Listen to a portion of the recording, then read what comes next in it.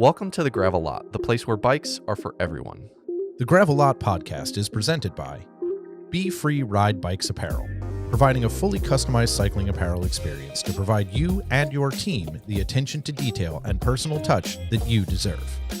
And also brought to you by Grimpour Brothers Coffee, offering handmade coffee roasted weekly in small batches to give you the finest quality coffee to start your day. Choose their subscription service and earn your free bag of coffee today. Also by BioWheels Fit Studio and Workshop in Cincinnati, Ohio, offering you a full host of bike fitting services intended to provide the cycling enthusiast with the most efficient, comfortable, and sustainable bike fit they have ever had. And by the Ritual All Natural Skincare, providing small batch, handmade chamois cream, custom blended for your team or shop right here in Cincinnati, Ohio. Contact us today to learn more. And by Hand Up Gloves. Great gear, better times. Providing a wide range of apparel for bikes, snow sports, and golf in multiple designs and fits to let your personality shine. Our goal with the Gravel Lot is to inspire cyclists of all stripes to ride bikes, share their story, and have fun.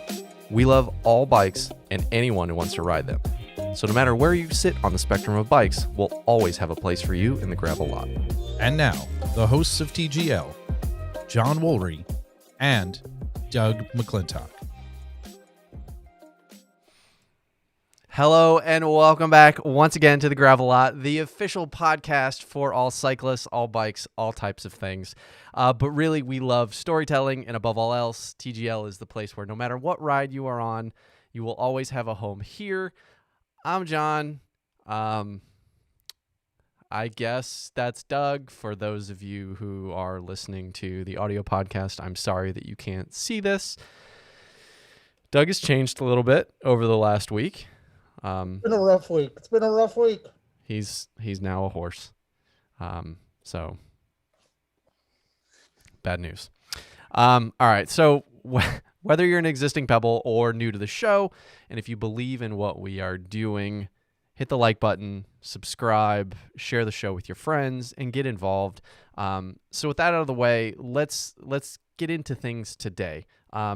First off, as it is every week, leave your comments below as the show goes on. If you have something you want to ask or if you have a comment, feel free to drop it in the chat. I can see all of that stuff as it's coming in. We love having you guys interact with the show, so be sure to do that. And if you want to, you can go support us over on Patreon or head over to the Etsy store and buy some of our TGL swag. Really do whatever you want. Just do whatever you want. But most importantly, support. So we always want you to support people who are doing good things in the sport, whether it's John and I, and thank you. If you think we're doing good things, please do support us over on Patreon, but support people that are doing good stuff like our sponsors and all that sort of stuff.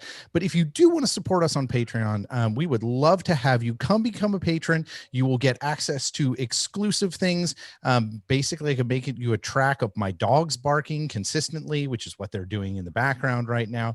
Thank you, Camber. But snoring's good too. We've got plenty of that. You do have plenty of snoring cut content that we have from early episodes, which we can provide you with as well if that's your thing. But also we're doing some videos where we're reacting and giving you some further insight into the shows that we did and how we felt about them, and some further thoughts that we had a week or two or sometimes longer after we've processed what all that stuff means. And we're also going to be doing some AMA videos from things you want to ask us. So we ask people things every week, but we want you to ask us stuff. So you can either send those questions in via any of the social media or email or the website or any of that stuff, or you can call us at 513-400-5577 and leave us a voicemail, which if you leave us a voicemail, we will put that voicemail, maybe redacted, into the response and let you know what we got going on with that. So do that. It's awesome. We love it as a platform. We want to use it. We want to relate to you guys and give you some extra stuff and insight into our lives and the things we got going on. So one other request this week.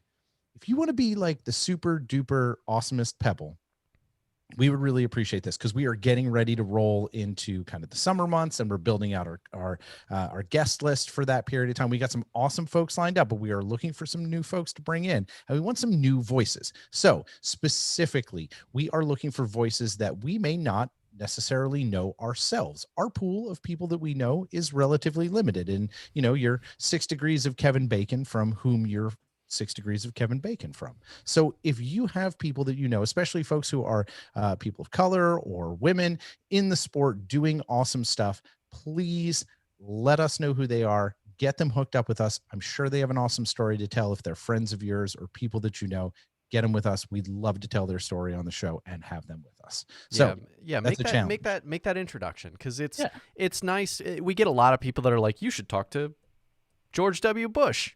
Okay, we should. Can you introduce us? And I think that's the bigger thing, is like, this is our community. This is our family. You guys may know different facets of it that you can put us in contact with and kind of bring that family a little bit tighter.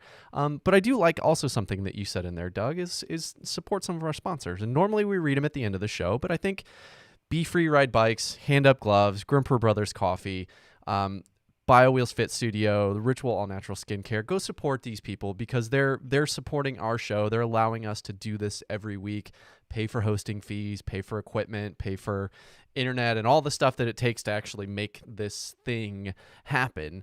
It adds up over time, and that stuff gets expensive. And we are lucky enough. I will use the word #blessed, that we have amazing partners. We have amazing Patreons. We love you guys. We love that you support what we're doing. And we can't thank you enough. So go support those companies that are helping us make this show possible. Now, I get to start this week by asking Doug, how has your ride been? And I think I actually know roughly. It's been awesome. We rode our bikes.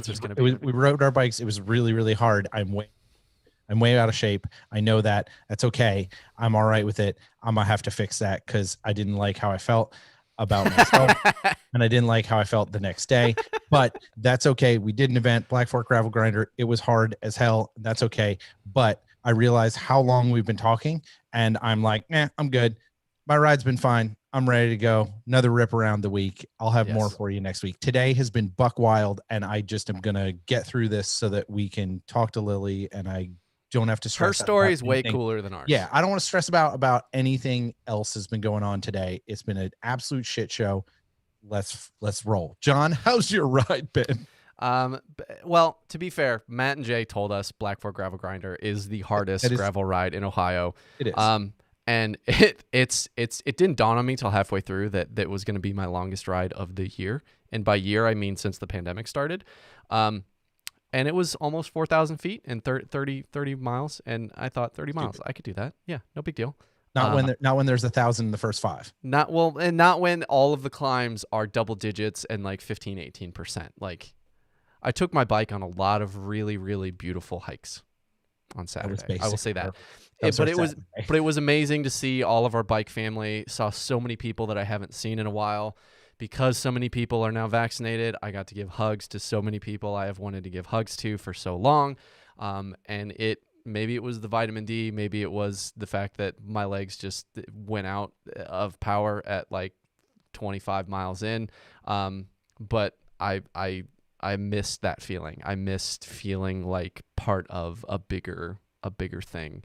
Matt and Jay did an amazing job. Anyone that is looking for an early season challenge, I don't think that there was anybody, no matter what distance that you did of Black Fork, that went away from that event saying that was easy, or went away saying, I wish I didn't do that. An amazing event, top notch all around, super pro top to bottom, super accessible, super inclusive, all of the right catchphrases that you want to use for a word or for an event in 2021. Trying to do that as quick as possible so we can get into Lily. So let's jump into that. Doug, bring her in. Yeah, I will do so. Remember, folks, make sure that you bring all of your comments on over to the AMA. We will have Lily joining us there after this, and so put those into the question.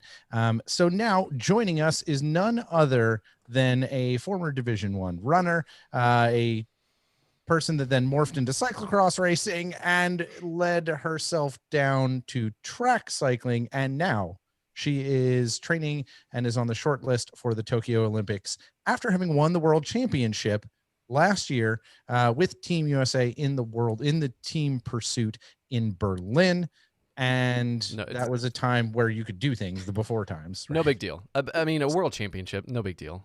So I think this is a momentous occasion to have a world champion on the show, and I'm very excited to be able to do that. But we are super stoked to be able to share her story with all of you, the Pebbles. So Lily Williams, welcome to the Gravel Lot.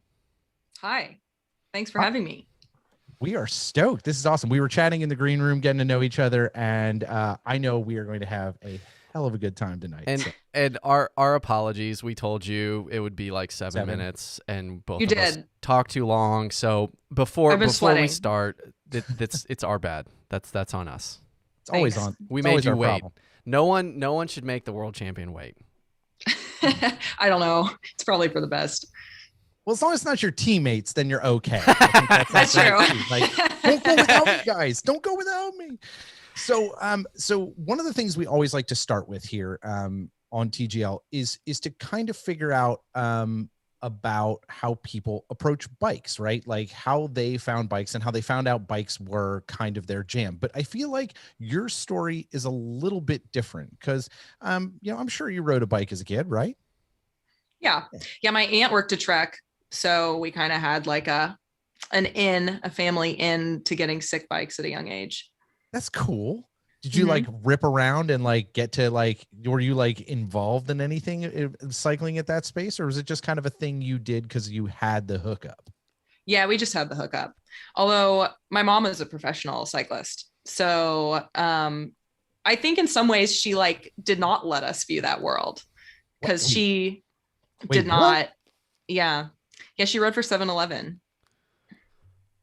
Say what? She's from Madison. Huh, that is so crazy. Yeah. So your mom was a professional cyclist riding for 7-Eleven, and she was like, no, I don't want you guys to go into this world. Yeah, why don't you go into a way less fun world of running? So that's where I went. So growing up with that as part of like the family lexicon, right? Your mom rode bikes professionally. Did you as a kid understand what that meant, that your mom had ridden bikes professionally? Was she doing it when you were a child, or was that prior to y'all coming along? No, I feel like I was not exposed to any of that. We watched the Tour de France every summer, but she was definitely just like listening to Phil Liggett talk about the castles. And it was more of like a family activity to sit around. But I was into it. Like I was aware of professional cycling and like watched the whole like Lance Jan Ullrich saga and, but never rode a bike, never did anything in the context of sport myself. So do you think, I guess this is maybe me trying to calibrate, do you think it was her letting you decide what you wanted to be interested in, or did you feel like she was actually actively trying to kind of steer you away from the competitive side of cycling? All these dopers, just stay away from them. They're all doping. Just stay away from them. I know what's going on. No, I think she just let us pick, and also was like, I'm supposed to buy you a bigger bike every 2 years. Yeah, I don't think so. So shoes are a lot cheaper. Just like shoes are a lot cheaper. Although shoes are not that cheap when you have to buy new pairs of shoes every like 400 miles. But yeah, no cycling for me. My sister was a swimmer. My dad was a swimmer. They pretty much didn't even ride bikes in the whole time I was growing up living with my parents. So what you're saying is you narrowly avoided becoming a triathlete. You know what's sad is I feel like I'd be a significantly better triathlete than cyclist if I didn't absolutely hate running and absolutely hate swimming. Oh, there you go. So you did get into running. That was kind of your sport as a kid, right? You know, you excelled in that space and you went like full freaking boat. Like you went to a D1 school for, I'm assuming on a running scholarship then? Yeah. What was that like? Yeah, I went pretty hundies. I trained really hard in high school.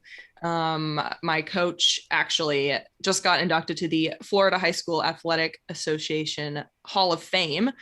We were pretty good. Our cross country team won state 3 times, and I won 7 state titles on the track when I was in high school. And so obviously got recruited I went to Vanderbilt University in Tennessee, where I ran, and my performance immediately started declining once I realized that school was pretty hard, social life is pretty hard, running actually is pretty hard. After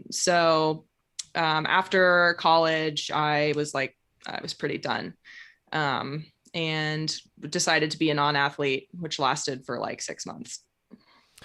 So, okay, so let's talk about what led to you in high school, as you said, going full hundy on running.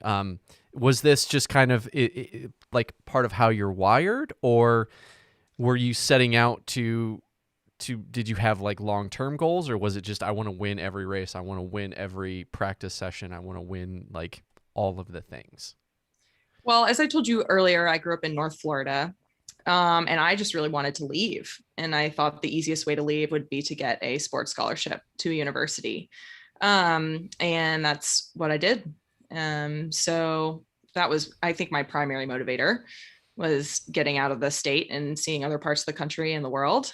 I had a bunch of grandiose plans for myself as a collegiate athlete, but fortunately I got injured, and college is a lot harder than high school academically, and kind of like shed the type A version of myself and embrace the more social, fun side of college, which unfortunately was not conducive to my athletic performance.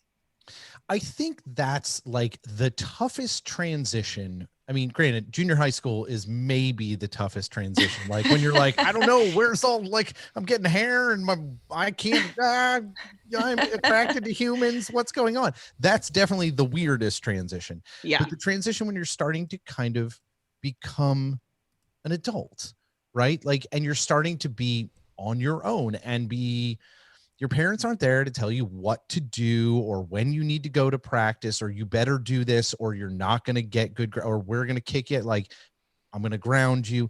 All of those handcuffs or those rules come off of you. And you may have a coach and you may have those obligations, but navigating that, especially like for me, I really struggled in that space. I was a good student, but when there was a class I didn't like, I didn't want to go to it. I was like, I don't care. I don't want to do math. Math's dumb. I want to go to this cool class about Japanese culture. That seems interesting. There is so much coming at you.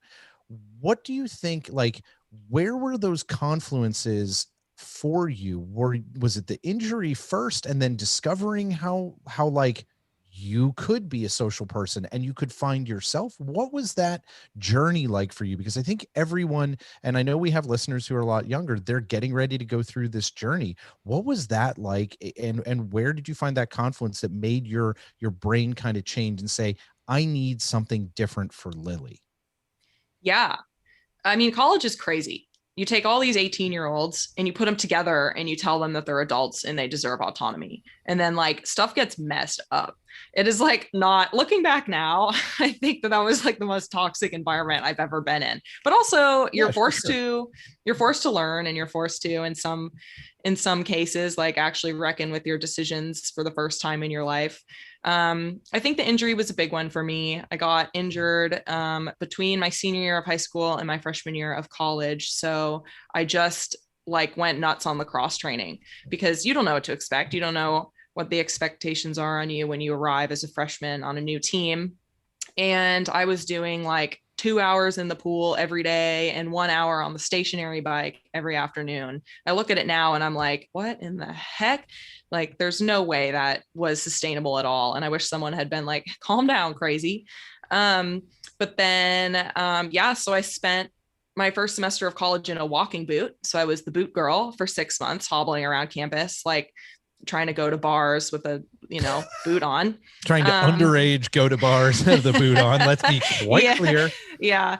So it was a weird time for sure. And then I think it was just the first time I'd met literally anyone outside of North Florida, where I grew up. So like you have all sorts of people from all over the country, like a totally different mix of people from different income brackets and much more diverse. And I was just like, oh my God, like my entire life I've spent up until this point running, and now there's all this other stuff that I could do that's not running.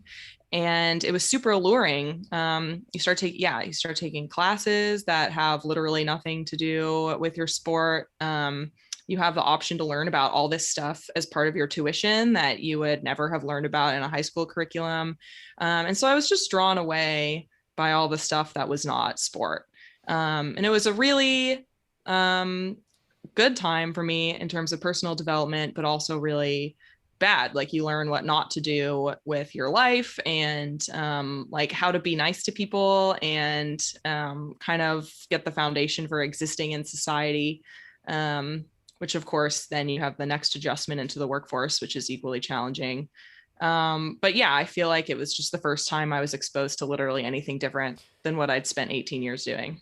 There are so many statements you just said that I want to like jump down, but I feel like we would end up being here for 8 hours, and it turned into probably a therapy session for Doug and I. Lily Williams, the high school, the yeah. Years. But okay, so I think the first one is from 2 hours in the morning, an hour on the bike in the afternoon. Was there ever a point where your mom or dad kind of said something to you over that summer of like, do you really like, did they ever question what you were doing getting ready to go to college?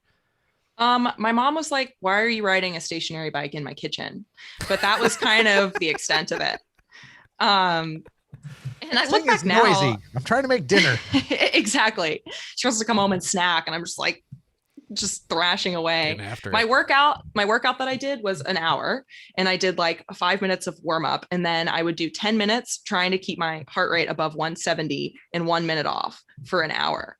Cause that's like the only data I had at that point was heart rate. Like, running is all fancy now, but we had like splits in heart rate at that time. So right. I just like went as hard as I could for an hour. But I think they probably recognized that in the, the same stuff in themselves. They're like, oh, she's motivated and she's doing her thing. And I think at that point, it was probably more of a battle with me to get me to not do stuff that I thought was appropriate than it was worth to just like, let it go. And I respect that they trusted me, but at the same time, I'm like, why didn't you say literally anything? Yeah. Okay. Yeah. So the second one that I wanted to touch on, and Doug, you said it a little bit too, but I feel like Lily, you and I were very similar in high school, where I was very dedicated to the thing that I was doing. And then my freshman year in college was like 8 months of being like, I'm surprised that I survived through it. Like, legitimately, like, yeah. Just like wild, like I could do whatever I want. And but in going down there, it was like you have this immediate understanding of like the world as you kind of described, like the world is my oyster. I can take all of these different classes that aren't the ones that are mandated to my major. And for me, I remember a very specific moment, like going down for my freshman year, where it was like, I missed out on some stuff in high school. I'm not going to do that here. Yeah. Did you have anything like that was like a very clear moment where it was like, I am making a conscious decision that what I did, I feel like I missed out on some stuff and I'm not going to do that here? Or was it more of a gradation? It was probably more of a gradual progression. I think like at that point in my life, before many years of therapy, I didn't quite understand like why I felt the way that I did. And I was very quick to assign blame to other people. Like, oh, I'm so resentful of so-and-so for making me do sports in high school, when it was like really 100% my choice to do all of that. Because my parents really didn't put any pressure on me and my sister at all, who she went to college on a swimming scholarship. And then it didn't feel like I was trying to make up for lost time, more as just like I resented the structure that I had put myself in terms of an athletic scholarship. And I resented my parents for not paying for an out-of-state tuition, which looking back now, I'm like, thank God, like I don't have student debt. Like I'm not worried about that, which is a whole problem in and of itself. And I just was kind of angry all the time. And I just really wanted to like rebel against people by doing exactly what would not help me live up to the obligations that I was there under. So it was not great. So I did the same. Dropped out of college, did a bunch of awesome, really crazy stuff. And I have drugs.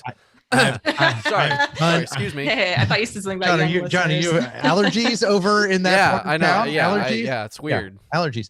Basement allergies. But because of that, I really messed up, and I learned a ton by really messing up and putting myself in positions that there was no one to extricate me. And it wasn't that my parents didn't want to help me, but they were like, well, you'll figure it out. You have made this decision, and you now are, going to have to handle this. Do you feel like there's like that there is a thing that you can point to and say, this was the moment that I was like, oh snap, I'm going to still enjoy myself, but this one thing was, and you don't have to disclose it, but do you feel like you had that moment? And if you did, when did that come for you? I think actually what happened is I left college and I got a job at a bike shop. And so for the first time I was like working. I had literally never had a real job. I'd had internships and like worked at the pool and whatever, and college. But I really never had to fend for myself. And I go and I'm working at this bike shop and just like working in the basement, sweeping floors, whatever. Eventually like worked my way up and got to start working on some bikes. And it was the first time I had felt really accepted, actually, I think, like in the interim between high school and college, because I had plenty of great friends in high school. But I felt like I was in the adult world and I was actually like meeting people that I clicked with and who were supportive of me, regardless of whether or not I was an athlete, and who like just wanted to hang out and have a good time and like, do our work during the day, but like really just enjoy each other and be alive and do whatever at night. And I think that was the moment where I was like, all that stuff that I did was bad. And like, now that I have friends that I like and respect, I feel like that was kind of the turning point for me to like move into the real world with a different perspective, if that makes sense. Like sure. The first time I felt really socially accepted, I think I was no longer fighting against this like stressful construction of how I should be in the world. Yeah, because you build that for yourself, or other people build it for you, right. And you finally have broken down all of the things by trying all the things you shouldn't do, and that doesn't work, this doesn't work, and you finally find that space. That's cool that you found that in, of all places, a bike shop. That's kind of cool. Yeah. How did you go from graduating college to, I mean, being in running and surrounded by endurance sports your entire life, but not really being that involved in bikes? How did working in a bike shop even kind of come into the sphere of options for you? Yeah. So when I was a freshman in college, I had the aunt who worked at Trek came and visited me. Yeah, the hookup. She came and she like stayed in my dorm and hung out. She was one of my good friends, and she helped me buy a bike. And like we went to the bike shop and we picked out the bike, and I lived on that thing. So my college, where I went to university, was pretty small. There was literally no reason to have a bike, but I was like, walking for me, no. And so just kind of rode it everywhere, but didn't know how to do anything on it. I couldn't fix the flat. I couldn't, like the chain would come off and I couldn't fix that. And I think, so I brought it in to the local bike shop all the time. And one day I rode like 40 miles, like on the highway, on the bike, without a helmet, like with the t-shirt, just Sounds about right. Sounds about right. Doing whatever. And I ran over a nail and it went all the way through my rim, and I brought it into the bike shop, and the guy was like, literally, what the fuck is this? Like, how did you do this? And it was so embarrassing. And so when I got accepted to graduate school and like picked an apartment and was getting ready to move to Chicago, I was like, oh, I'm going to need some extra income. And I'll have some extra time since I won't be training all the time. So it was like, maybe I'll work at a bike shop. Why not? And I emailed one maybe a mile from my house. And I don't know, the guy must have just been on his computer and someone must have just quit. He was like, we actually have an opening. And so I got the job, and that's how that started. So, okay. So I have a question about what what you were just talking about, work during the day and then just enjoy being, kind of young kids and carefree, and the fruits of your labor in the evening and weekends. Do you think that you at this time, if you would have kept running through school and everything and all of the decisions would have lined up? I know that's not really possible given that like there's a snowball effect to the decisions you make, but do you think you would have been able to appreciate that vibe as much without the injury and without you walking away from running and giving yourself the opportunity to figure out what actually made you happy in college? Yeah, no chance. I don't think so. I do think, like, I often wish I'd started cycling earlier because most of my teammates were started pretty young, and I wish that I had an additional 10 years of cycling experience. But at the same time, I think I would have burned out of whichever sport I was into early on. And I think with that burnout experience, I was able to be like, oh, the world doesn't usually work out, and you have to be able to deal with that. And once you learn at least some of the steps of dealing with that, it makes the appreciation of other things much better. Okay, so let's say that you picked up cycling instead of running. Do you think you would have had a similar experience to cycling and being way too committed to it and then eventually getting kind of tired of it? Like, was what you went through with running more part of your personal development rather than necessarily your relationship to running as a sport? Yeah, I totally think so. At the same time, I think that my body type is definitely more of a cyclist. And I was trying to like put all of, I'm heavy and big, and trying to put all that weight into running just wasn't working. Like, and no matter how hard you try, it's like, if you want to be an elite runner, you have to be pretty tiny. And I just was never going to be that way. And so if I had started cycling and was significantly better at cycling from a young age, like maybe I would have stayed in it knowing that I had the physiology to continue in it for a long time. Whereas with running, I kind of always had that in the back of my mind. Like, you probably aren't going to be able to achieve what you want in this sport just based on how the cards have been laid out. So that's part of it. But I think more than anything, yeah, like any sport that I had been that committed to that early I would have ended up having a pretty toxic relationship with it. It's interesting because I think you knowing that that's how that relationship would have been gives you a really, really nice rule book as you continue forward in sport now to be like, I feel that feeling, and be like, back off this. I think that's almost an advantage that a lot of people probably don't have, that you walked over that precipice. Not everybody goes completely over Niagara Falls and goes, I'm done with it. I think that's an interesting opportunity for you in that space to have gone over the edge and be like, nope, I'm done with this. It allows you to walk up to the edge and still pull yourself back in interesting ways. So you go and you get a bike shop job, and eventually they let you like upstairs from sweeping in the basement, and they're like, all right, cool. Lily at least knows how to put a tube in her own bike now and is no longer running over nails on the highway with no helmet on. We've got her squared away in that space. When in that journey did you realize that bikes could be more than just like a fun thing? Like, I mean, you had it was in there someplace, a nugget back in your head, but like, did that come along in the bike shop, or did someone bring you that opportunity and say, hey, Lily, maybe you should come do this thing with me? What was the like catalyst for you to start thinking about bikes other than, I work at a shop and we go out and we party on our bikes? I mean, I know Chicago is an awesome bicycling city for so many reasons, especially from a social aspect. Like, it's very, very popular in that way. Where was that catalyst for you? Yeah, I mean, the social aspect was huge because at that point I wanted to experience a social life without any sport at all, without any like obligation where I had to worry about my physical well-being. I just wanted to be able to ride bikes. Yeah.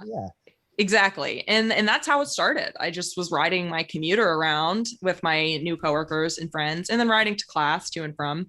So I was spending a lot of time on the bike every single day. And then really realizing what great utility it had in a, you know, in a larger context than just having fun.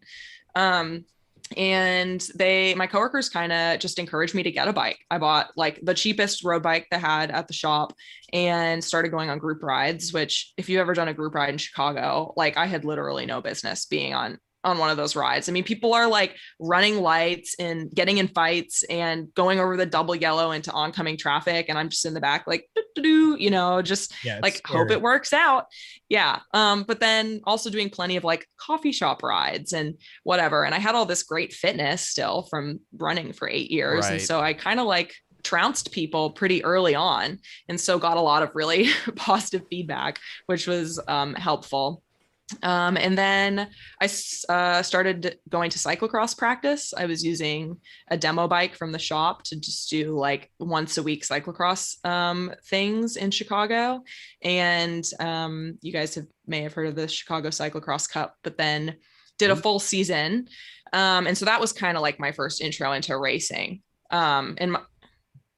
Question: if that's your first intro to racing, how does it feel that that's your first intro to bike racing? You knew about the Tour de France, you knew mom had done racing, right? But this was nothing like that. This is punk rock. Yeah. This is like party in the mud. This is just people handing beers to each other and like what, like, how is that approaching that from the collegiate running world?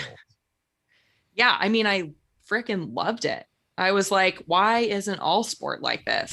Like there was, there was room to like actually go and train and like ride hard and compete. And then afterwards you just like throw shit at the single speeders, you know, like you're having a great time and drinking and just really enjoying the communal aspect of it. And it was so different than every way I'd ever approached sport. And I was instantly hooked. And it didn't hurt that I won my first Cat 4 race and then the next weekend won the Cat 1 race. So I certainly was like buoyed by success, which, you know, I'm always like, oh, I love bikes regardless of whether I'm having success, but I'm like, oh no, I want to freaking win. So that helped. It certainly doesn't hurt.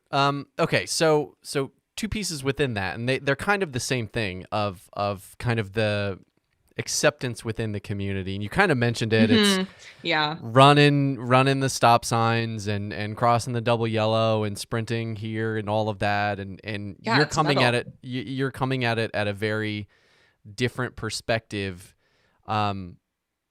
Your first group ride, what was, when you saw that stuff, what was your impression? Did it turn you off and make you want to go away? Or was it like, okay, I've been there, I've done that, as we've kind of uncovered in 10 minutes ago or so of talking through that, like that's not me and I can distance myself from that, but I can still separate where I sit in this.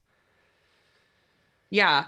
Man. So I guess my first road race was actually, it would have been in 2016 when I was technically like pretty soon after I graduated and moved to Chicago. And I'd been doing group rides. And I think on the first group ride, I got dropped in the sprint point and I was like, this sucks.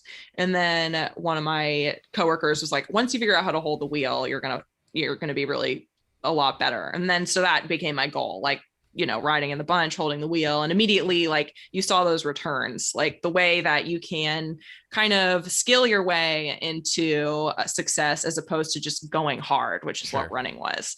And so that was super alluring. And then cross was that exact same thing. It was like, oh, it's a skill-based activity as much as it is an actual physical activity. And so I was just so ready to make that transition. I was so done with, like just going all out and feeling terrible and, you know, it just sucking. And then cycling offered this whole new way to do that. But my first race, was a Cat 4 race. It was the Women's Midwestern Road Race Championship, I think. And like the Cat 4 winner got a new bike. And so I was like, I want that bike. Yeah. I am so ready. And then it had a little gravel section on it.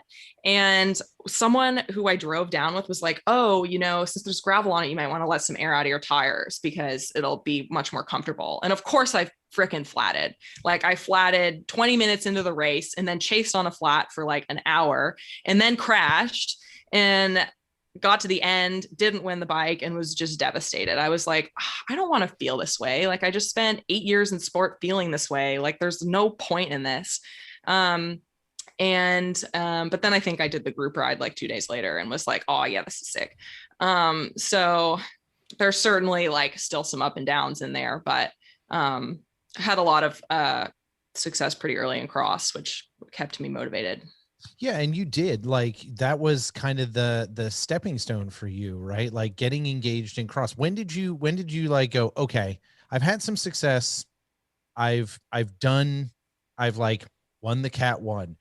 How did you start to think about this as less of like, this is just something I'm going to do and it's fun, and start to think like, oh, well, maybe if I invest myself here, I can actually achieve something? Where did that decision point come for you? I went to Crossnats in Hartford. I just did the collegiate race. My old home, Hartford. Yeah, well, the weather was pretty bad, as we all remember. Yeah, it was bad. It was bad. But I did the collegiate race, like the collegiate club race. So I was at Northwestern. I like found a way to get eligible and got the kit, and went with one of my friends from Chicago who was doing the men's collegiate race. And I got second, and I was like, like, I mean, granted, there's like 4 people in the collegiate club race, but at the same time, I was just like, this could be sick. And then road was coming up. So I was like, maybe I'll try racing on the road again after my horrible crashing experience on the gravel. And did a bunch of collegiate road racing. And being in Chicago, we raced the Midwestern Conference, which is like Marion and Lindenwood, Wisconsin, a bunch of teams that were pretty good. So it was like the perfect little intro into road racing in like a small, safe environment that was simultaneously kind of had people in it who were doing well in actual races. So that's kind of what happened there. And then it was just full gas, like driving to Joe Martin and wherever, North Star and all the crits, Toad and Telly. Went from there. Just doing that on like your, I'm going to school and doing this on my own time, scraping it together, working at the bike shop. Like, that seems ridiculous. But it seems like how all bike racers do it. Yeah, well, 100%. I mean, I'm looking back now, and this was kind of my like transition away from academia as well. I was like in getting a journalism master's degree, and just was like found bikes as soon as I started, and unfortunately immediately disengaged with the master's program that I was in. So I like took the minimum credits my final quarter. School versus raves. That's what happened. Yeah. So yeah, immediately I was like, how can I do the least at school to maximize my time racing? And eventually I had to quit at the bike shop. I remember it was really hard. I walked in and I was like, so I can't work any weekdays, and I'm going to be racing every weekend. And the service manager was like, so you can work 3 hours on Friday. And I was like, I really can't. And it was like a devastating moment. And the guy was like, and you're doing what? You're going to try to be a pro cyclist? Like, they gave me so much shit for it. But are you now? They aren't giving you crap about it now. Yeah, exactly. So yeah, that was that.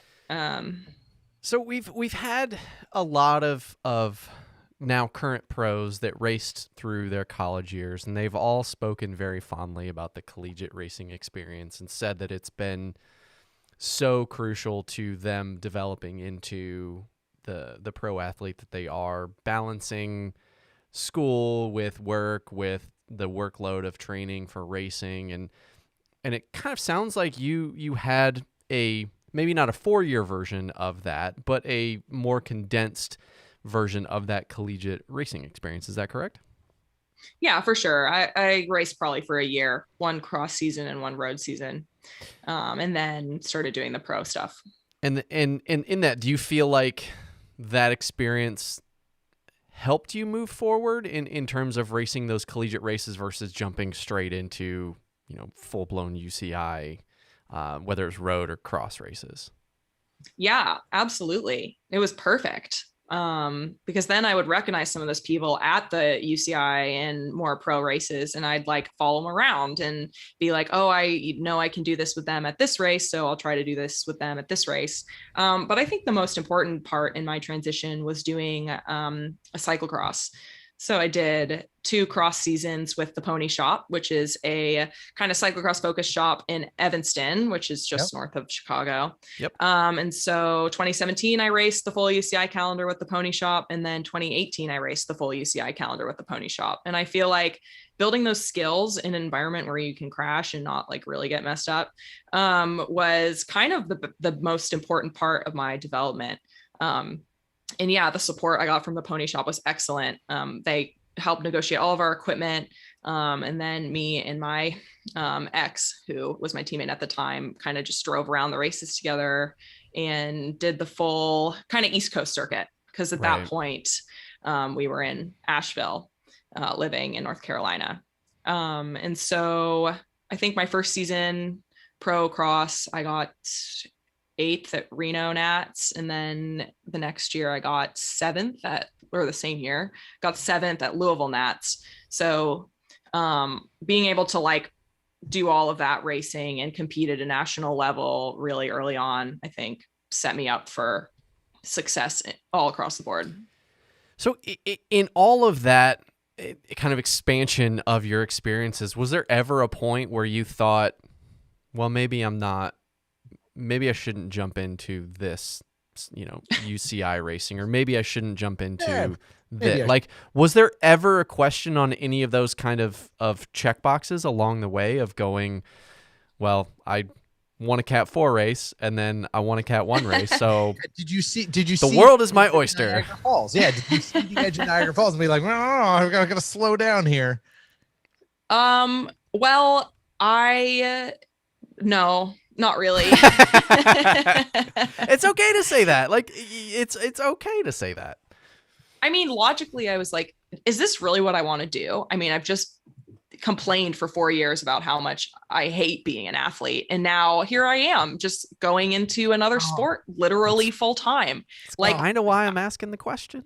Yeah. And I like, my current partner gives me shit for this. He's like, do you know you're a crazy person, right? You like just started riding bikes and now you're here just trying to go to the Olympics. And I'm like, oh no, I think that's completely normal.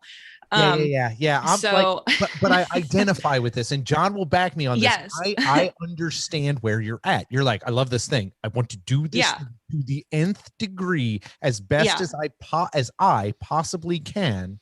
Yeah. Until I burn completely out of it. Yeah. And until I never want to leave my bedroom again. So yeah, I recognize that it may, like, I've tried to be really mindful of this and like set myself up for a really healthy relationship with the bike, especially given my experience of burnout before. Like we talked about a minute ago, I know what to avoid. Like as soon as it becomes like that, I'm out. I do not need that in my life again. I feel fortunate that I have plenty of other options. So it's not, I mean, certainly it could end poorly. I mean, how often do people part with sport in like a really positive, happy way? Like not really that often. That's true. No, that's a good point. That's a clear point. Yeah. Yeah.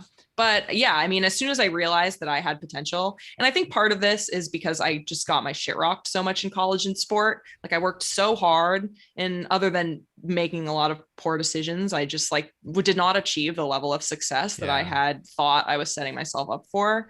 And to be good at something so quickly was super alluring. So that kind of sucked me in real fast. Yeah, for sure. I think it's meteoric, right? This rise, but like, you know, you look at this, like if you were an athlete, it's not like you came out of nowhere and were not an athlete. Yeah. Right? Like you can basically take an athlete and put an athlete in pretty much any sport and be like, well, they're going to be all right at it. Right. Like you had that level of physical training, that ability. Body knows what's coming. Yeah. It's like, I get exactly training, but it's a different thing. And I think you found a place in your heart where it felt like it invigorated you in a way, because it was something that didn't only have one lane, right? It wasn't just one note. It had many different things. So you're racing on the road, and you're like, you do 2 years of Pony Shop, and then you're involved on the road and get into that. But right after Louisville Nats, USA Cycling said, "Hey, Lily, you did pretty good in that, and we think like maybe you're probably good in these situations." And I listened to our friend Rob's show with you over on Criterium Nation. I think he was no training wheels at the time, but regardless, Rob, awesome guy. And you were talking about how you were like, "Oh, cool. Well, I'll just go try this out and see what it's like." And it's a different lane, but the same sort of thing. What was it like to show up knowing that you've never done anything like that, but it's still similar to your first track camp? Like bright-eyed, bushy-tailed, babe in the woods of like, I don't know. Still probably carrying plenty of Louisville mud on you after the plane ride out there. For sure. So what was that experience like to walk into that venue and be like, "Hi, I'm Lily Williams. I've never done this"? Well, I was walking into the velodrome of Colorado Springs, and if you've ever been there, you probably understand that I was like, "This is it." And I mean, it's actually funny now. I was thinking about this today. Like, I certainly consider myself a road racer. Like, I've always considered road as my predominant discipline because this is now my 4th year as a professional on the road. But really, I've only raced full-time professionally on the road for 1 year before I transitioned to this. So now I've been full-time racing on the track for 3 years. So I guess I'm now what you would consider a track cyclist. Yeah, 2020 is like a year that doesn't count for anyone, so no one can put it on their resume. It's not allowed. Yeah, well, I worked really hard in 2020, so I'm gonna put on my resume. No, yeah, I think that the January February accomplishments for 2020 for you, I think we'll let those slide.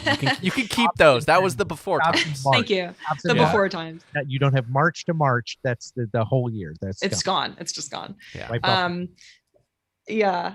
Well, yeah, I had some good results on the road. I think predominantly the fact that I was often off the front in the road, and that's maybe like my blind ignorance, like just ride hard, you know what I mean? Like, it wasn't necessarily always tactical, but I was also on Hagens Berman Supermint, which our director Tad Hamilton really like pushed that kind of racing style. So we were just always trying to do that, and for me it kind of stuck, and it showed that I physically probably had the ability to get on the track, which is like obviously very aerobic. And I always thought that maybe it would be a good fit for me because my specialty in running was the 1500, which is like a 4-minute event.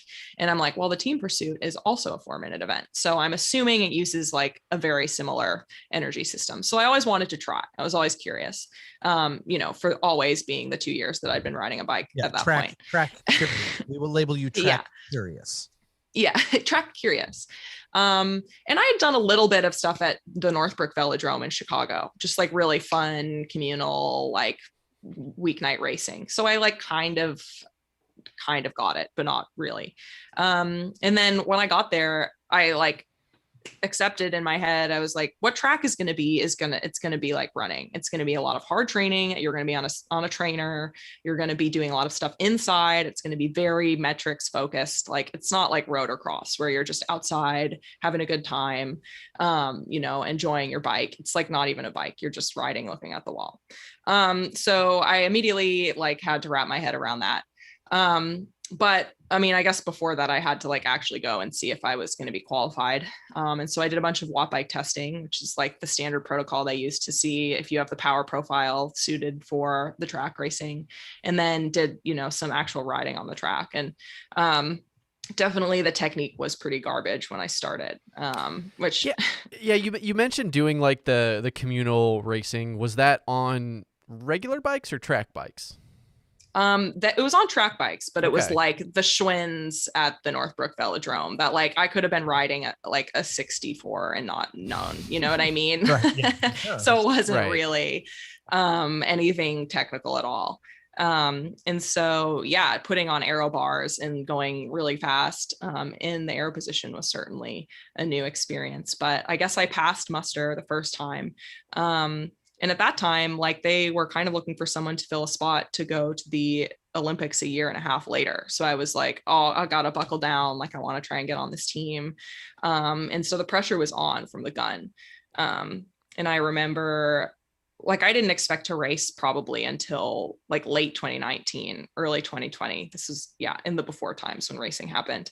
And I remember I was in Lake Tahoe for a pony shop event. We were doing a charity ride for our other co-sponsor, KPMG.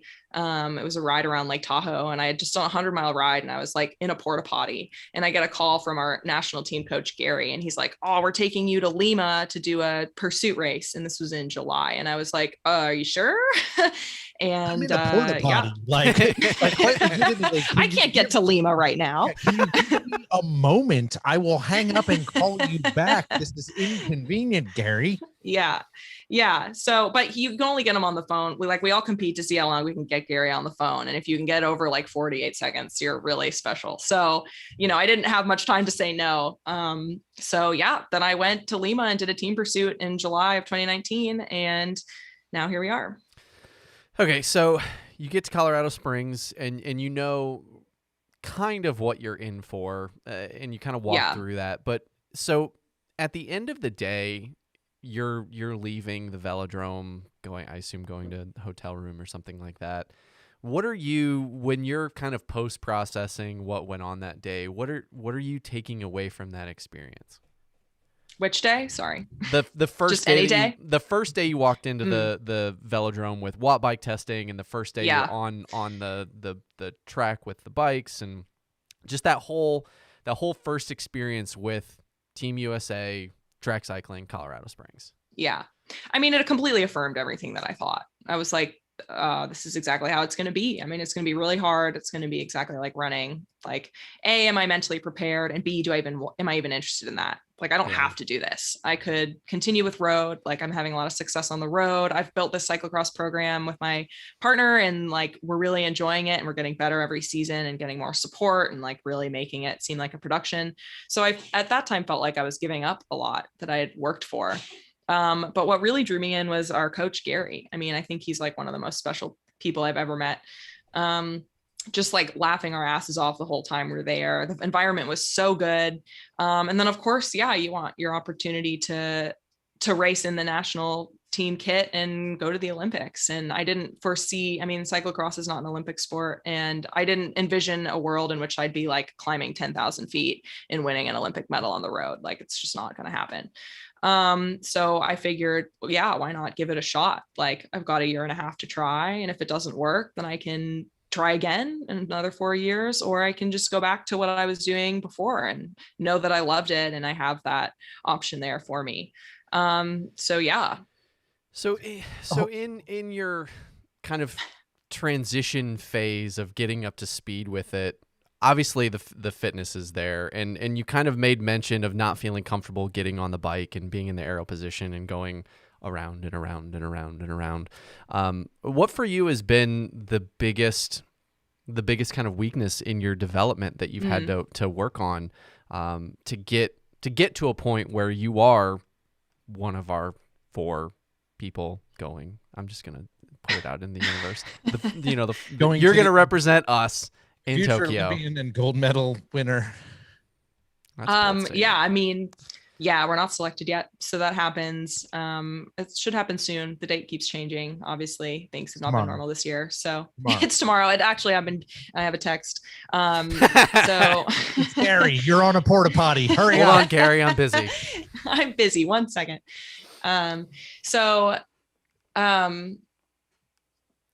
Sorry, what was your question? That's all right. We got sidetracked making jokes. I was thinking of porta potties. We were laughing about Gary calling you right now. So in starting all of your training, what's the thing that you feel like that you've had to focus the most on technically? Because you described that it's about watts, it's about the very technical pieces of it, it's about technique, all of those things. So what for you has been kind of the biggest hurdle to really sharpen your game to become like at the pinnacle for the United States? I mean, the technical stuff was probably the biggest weakness. And if anything, having an extra year has only increased my ability. So, if we do go to Tokyo, if I do get selected and it does happen, then I think having this extra year puts me at a huge advantage compared to where I would have been in the line of selection last year. at this time. Okay, so I'm gonna play dumb. When you say technical, like Yeah. what are you kind of enveloping in that word? So part of its position, obviously being aero, is super important. And track cycling's got this whole different world of like skin suits and shoe covers and bars and helmets and stuff that just does not exist on the road for aerodynamics. And so figuring out the exact position to like optimize your power output and be like on par with these countries who are building like custom front ends for all of their riders that are like flagrantly you know, go against the expectations of aero. Lightly illegal.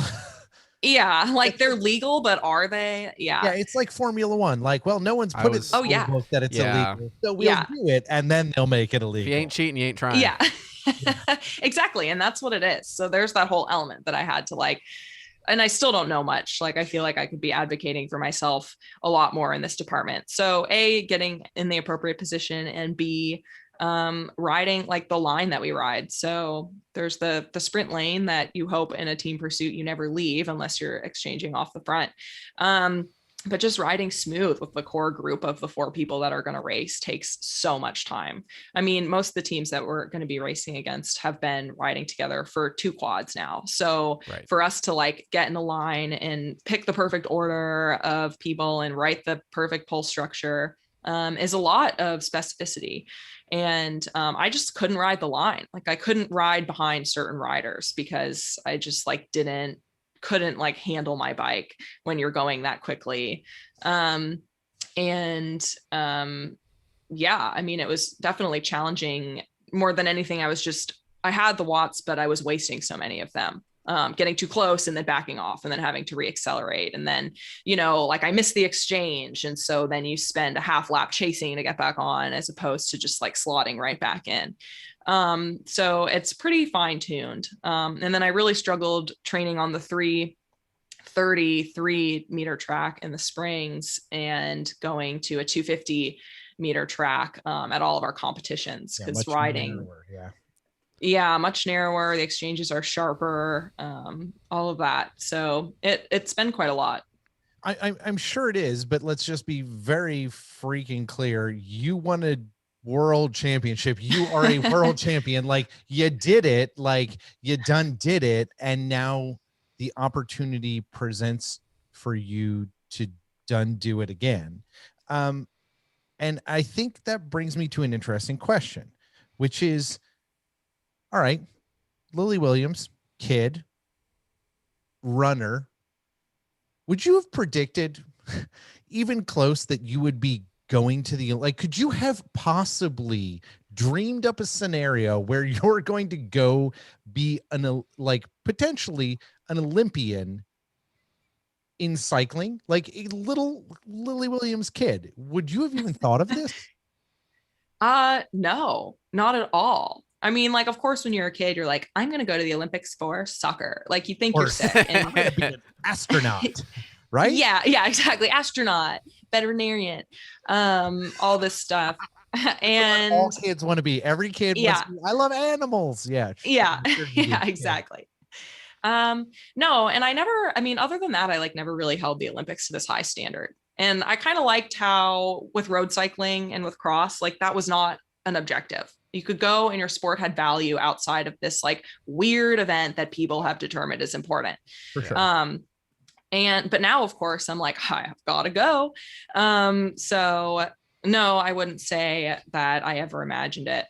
And, you know, obviously it's been such a freaking weird build up to it that it's like, at this point, it still feels like an imaginary event. So I'm hoping that it happens, but what can you do? So there's one thing after listening to Rob's chat with you that I want to poke around about, that when you mentioned it and he didn't kind of swing at it, I was like, why didn't you do it? But also, thank you for opening that for us.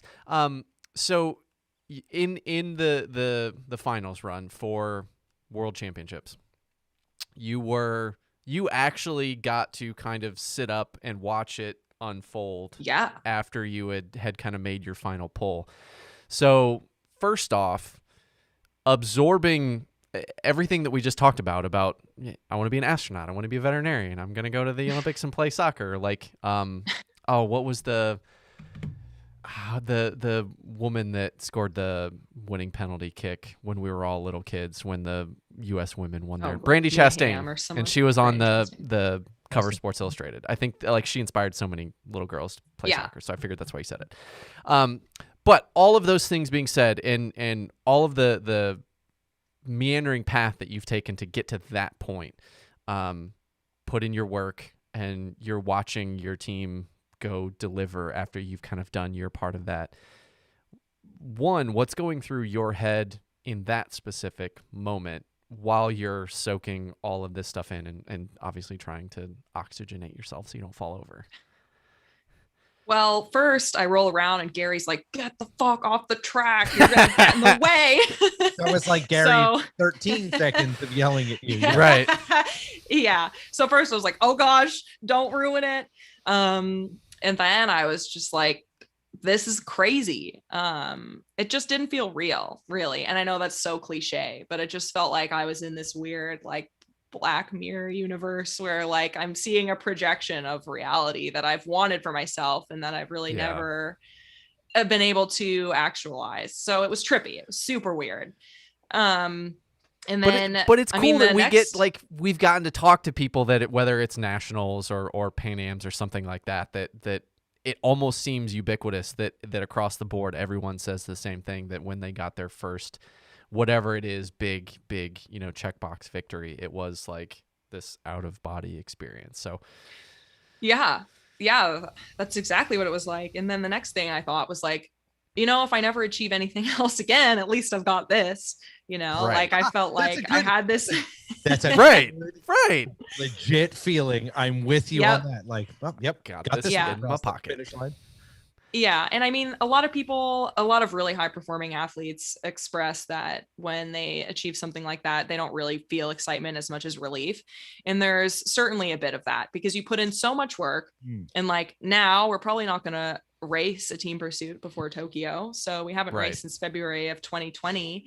And we've done all this work for what's going to be literally 12 minutes of my life. Like if it all goes well, if we get into that gold medal final and get to race. Right. And I'm just like, how can you not be relieved when that goes well? Because if it doesn't go well, like what? I mean, you put in all this work and for what? Okay. Okay. So I think this is a good spot to kind of wrap this on. What if it doesn't go well? What if it doesn't? If it doesn't go well, right? And that's a huge possibility. Yeah, right. Because this is a thing we all have to approach in our lives, right? We talked about this with your college and I like my college and like our life experience. Things don't go well. They don't. Yeah. You cannot bank on, I have put all these things together and it didn't go well. Yeah. I mean, how do you approach that and then deal with that? Well, I've come to the conclusion that like 99% of stuff in life does not go well. And so once you have that base assumption about reality, it's okay. Some of the pressure's off. You're like, you know what? Most things suck. It's fine. But then I also feel like we've done everything we possibly can to prepare for this. So if it doesn't go well, I mean, like there are obviously freak accidents. Sure, you could crash. Sure. You could get COVID and be not allowed to compete, which is certainly not a freak possibility at this point. So a ton of stuff could go wrong. And that's like the scariest part about sport, right? It's like you have to be so particular and so careful and it can change in an instant and then everything you've worked for is gone.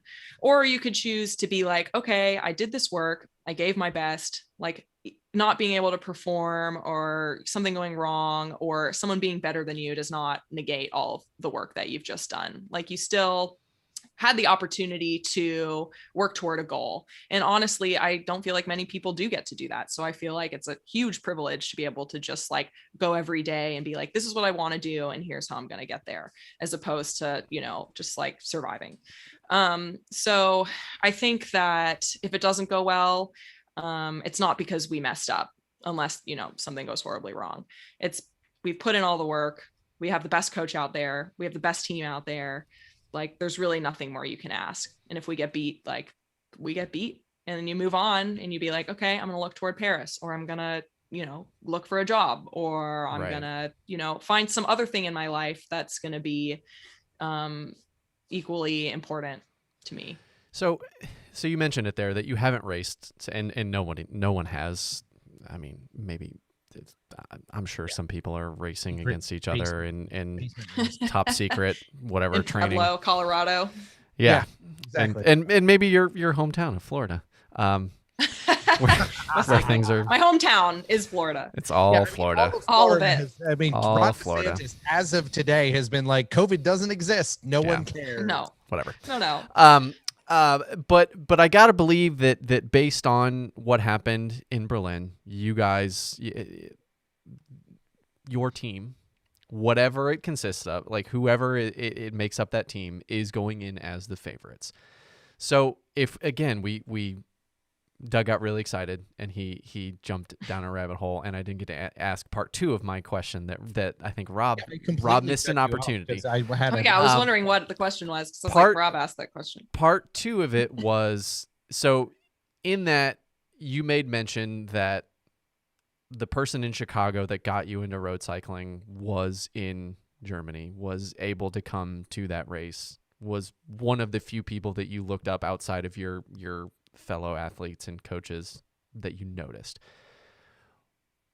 What, for somebody that's fallen in love with sport, fallen out of love with sport, and then fallen kind of more purely in love with this sport for the community that it brings you, for your biggest achievement to be witnessed by the person that got you into it, like, talk me through your view of that, but also have you had a conversation with him about his feelings about watching that day unfold? Yeah, I mean, that was crazy. It was really just like one of those things that happens when you enter the real world and you're like, wow, there are people that I like. And I feel like it was my friend Lauren who worked at the bike shop with me. And I think she had spent time in Berlin in the past, and she was there with her partner, and they were in France, and then they just were able to jump over.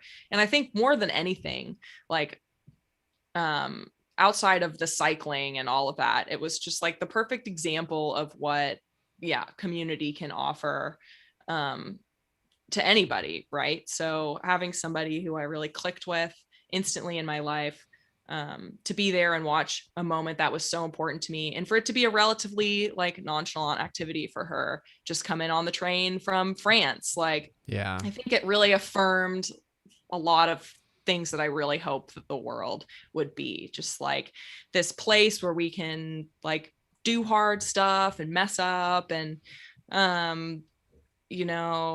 go these crazy different ways in our life. But at the end of the day, like all I really want is to then the next day go to brunch and like talk about people we used to know. You know what I mean? So it was awesome. I mean, and to see her in the stands and be like, I'm wearing this crazy hat and I'm riding on this crazy wooden thing. It's like just perfect, really.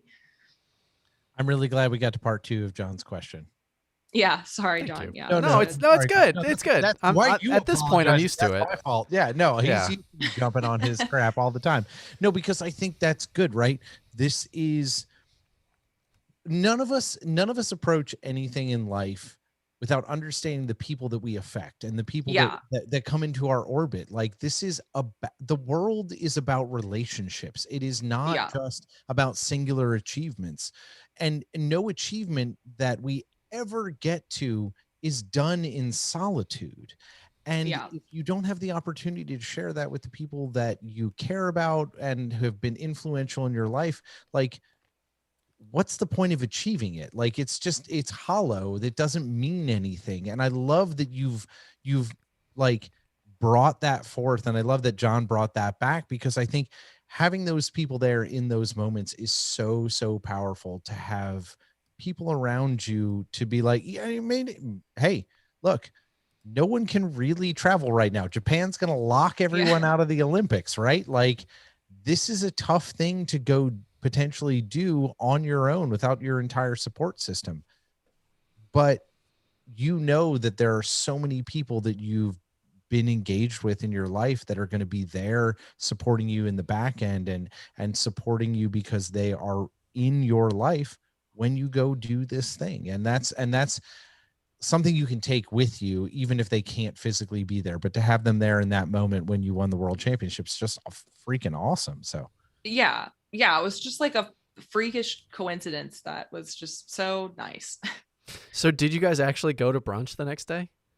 Yeah, of course. That's awesome. I love everything about that. How how it's this like major accomplishment, and then you just go hang out with your friends, and Dude, and everything is immediately back to normal. But it's like it normalizes that, because I think there's, I mean, a lot of our listeners, when we have somebody that's accomplished something, whether like we had Georgia Gould on or talking about Jeremy Powers winning national championships, things like that, they're like, they build up this like aura of those accomplishments somehow changing somebody, but it's like, no, I want like avocado toast. Like, let's go get that tomorrow, and let's go let's go make fun of people. Yeah, 100%. I think also I got back to the hotel after the race and did some work. So there was also that. Yeah. So brunch came after that. But I mean, Doug, to be clear, if it was me, it would be biscuits and gravy. Like, I'm just trying to say something that's not as like redneck as biscuits and gravy. You were very upset this weekend. We did not get biscuits and gravy at the gravel race at the somehow I blew up my oatmeal in the microwave. I don't even know how that happened. That's because oatmeal's terrible. It is terrible. It was a pretty sick metaphor for our day. Like, that was exactly how the day went. It was like, John put it in for too many minutes and then it exploded. And that was basically our entire ride. And that's how it sometimes happens. Dude, this has been so much fun getting to know you and spend some time going through like all of your just kind of path and the things that have brought you to this space. Like, we all have a different way of getting there, and it is awesome that you are able to share how you've made your way to the point that you're at right now. And I think all the Pebbles are going to be pulling for you, and hoping you make the Olympic team, and pulling for you. Certainly, we'll all be up at whatever time. I have no clue. I'm going to have to. I don't know. Yeah. The New York Times released the whole list of timed changes this week. Yeah, what time is Japan on? I don't know. We're gonna have to figure this out. I will spend some money so we can make sure we watch Lily racing in Japan. That'll be awesome. So before we duck out of here and pay the bills and whatnot, we always like to end on a very important question, and that is this. And this is, what do you want our Pebbles, who are all the people who exist in the gravel lot, right? We're all Pebbles in the gravel lot. What do you want the Pebbles to take home from our conversation tonight? What do you want them to take home and get to ingest? Man, that's a big question. I don't know. I think that, I love to think that I myself am a well-rounded individual. And I think there are a lot of people in cycling who have so much more going on than just cycling. And there's a lot of different things that lead people to where they are, like what kind of cycling, whether they want to race, whether they want to just like go backpacking, whatever. And I think it's really easy to forget that when you're looking at any sort of like professional athlete, right? You just see somebody who's like just only cares about sport, blah, blah, blah. And certainly I do. Like, anytime I'm not on my bike these days, I'm lying in my bed. So I'm not a particularly well-rounded individual at the moment. But you have a mission, though. You have a mission. Yes, there's purpose. Yeah. Currently a mission.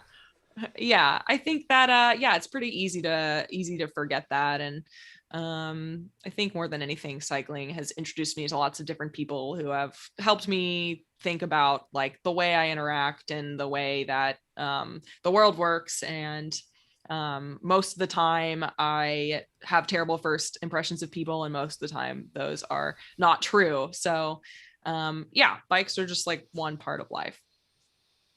I like that, from a place of thinking about how they are just one part of life. Like, they may be a part that connect the three of us on this call, and maybe the people who are listening to this, but we all have other places we intersect, and we should think about those places, because we're not just living in this monolith that is bikes. Like, there's so much more outside of that. And I love that as a way to think about all of this.